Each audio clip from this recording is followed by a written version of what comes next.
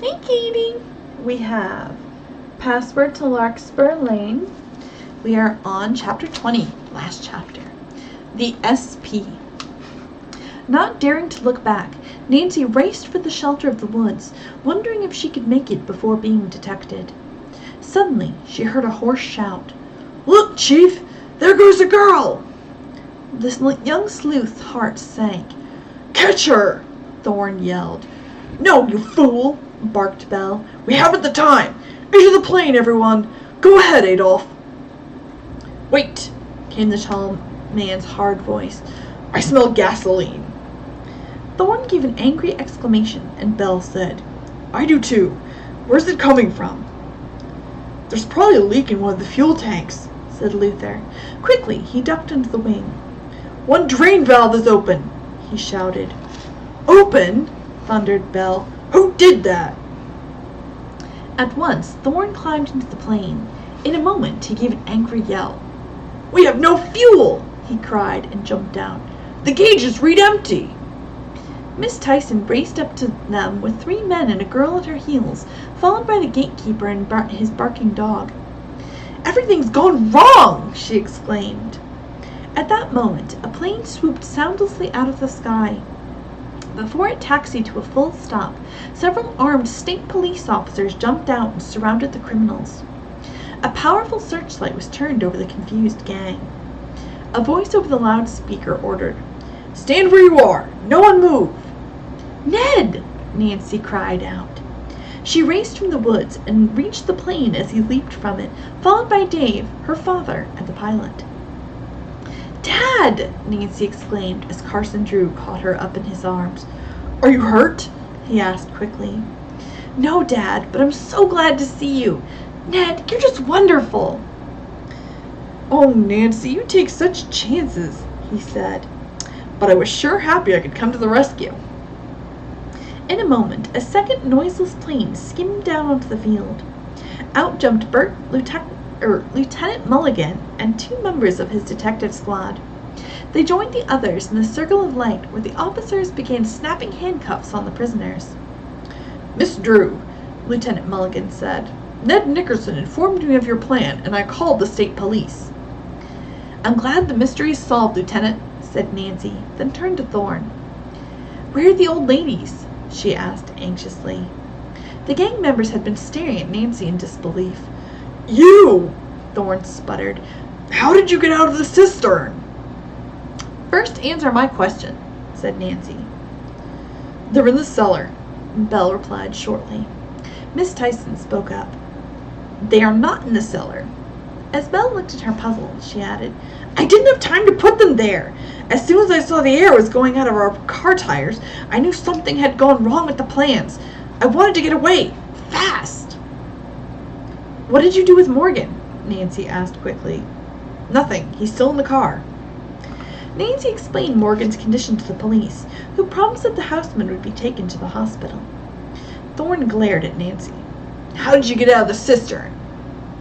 "Climbed out," Nancy said directly. "I used the ladder you gave me." Miss Tyson gasped. "That's impossible!" Briefly, Nancy told how she'd escaped and sent for help. "SP at once," Ned said with a grin. "Sailplane at once." "Also send police," Nancy added. "These aren't gliders?" Tucker asked. "No," Ned answered. "They're motorized sailplanes. They were perfect for this job because we flew them here using the motor, then cut it out and landed soundlessly." He grinned at Dave. "All we had to do was find 2 sailplanes. We finally rented these from an airport in the next county. The state police provided the pilots." "Dad," said Nancy, "how did you hear about the plan?" "Ned briefed me. He called our house on the chance I'd returned from Chicago." Looking at Adam Thorne, Mr. Drew added, "I'm proud of my daughter, Thorne. She planned to take you and your accomplices by surprise, so you couldn't harm the old ladies before you bolted." Lieutenant Mulligan cleared his throat. "Miss Drew, you're a fine detective." Nancy smiled and thanked him. Adolph Tucker turned to Belle and said angrily, "This is the girl you said would be no trouble?" "I warned Belle about her," Thorne spoke up, "but he wouldn't listen." "It's not my fault," said Belle, his voice rising nervously. "It's Thorne's. Ever since he read about the Corning's jeweled crystal collection, he wanted to steal it. Then he dragged us into the scheme and bungled it. My men were doing all his work. Whenever I wanted Tar and Jackson, they were trailing Nancy Drew in the sedan, or spying on that Sylvan Lake place. They even set the dog on her. Twice they snatched Morgan, and Jackson showed the blue fire night after night to scare him. It finally worked. Then suddenly Morgan wouldn't go along with us, so we had to teach him a lesson.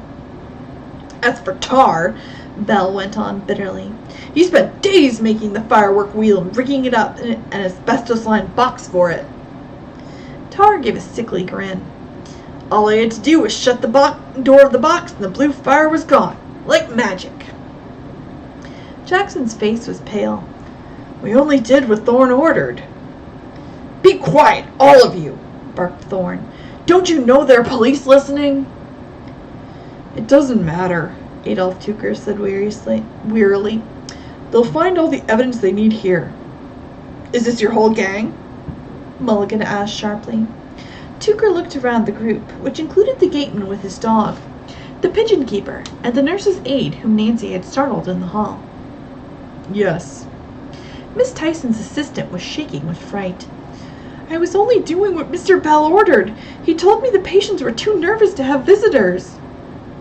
"He's no doctor," Nancy told her, "and I find it hard to believe Miss Tyson is a real nurse." The hard-faced woman shot her a venomous look. "She's real angry." "The police will find out about them all," Lieutenant Mulligan said grimly. At that moment, 2 helicopters appeared, lights flashing. They landed on the field, and the rotors were silenced.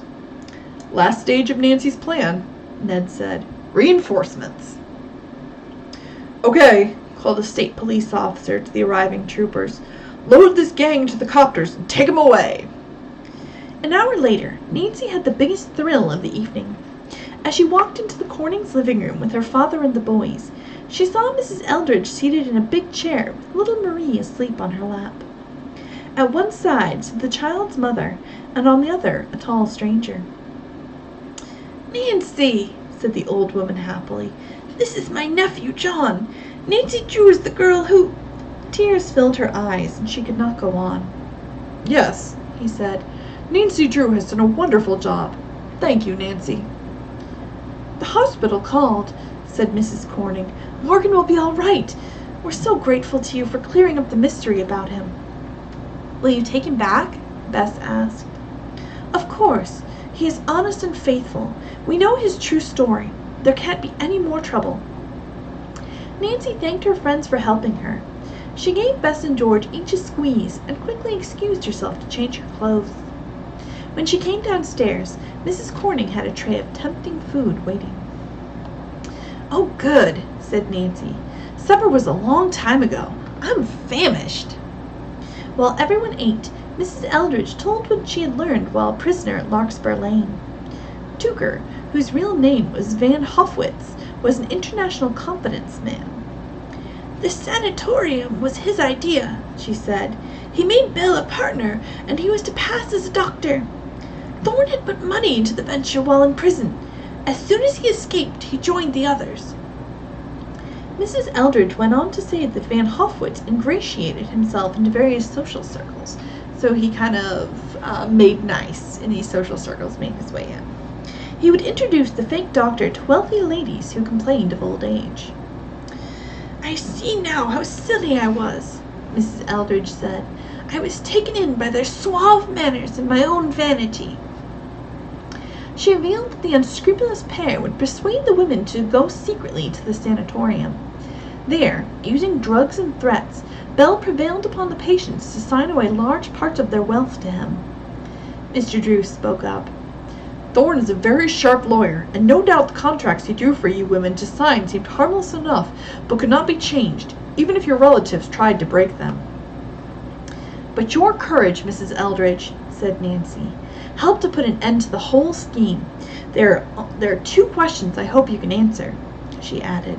"Why did the gang use blue bells in the code?" "Because Bill was so conceited he wanted his own name in it. Blue, of course, was the color of the flowers growing so profusely around the estate. And why was the pigeon released from the plane?